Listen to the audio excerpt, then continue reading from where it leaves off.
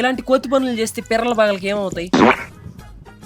ఈ వీడియోలో మా ఫ్రెండ్స్ అందరితో కలిసి ఒక ఐలాండ్ కి అయితే వెళ్ళబోతున్నాను. Any tiger fans?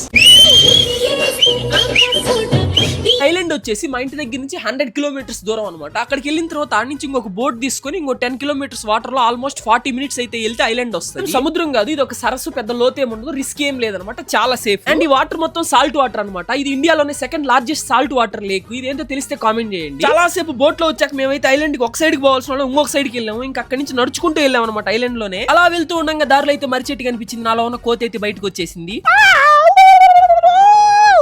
ఈ ఊడ పట్టుకుంటా, దాని తర్వాత ఆ ఊడ పట్టుకుని చెట్టు ఎక్కేసి ఆ నిలబడి ఓ అంట. ఓకేనా?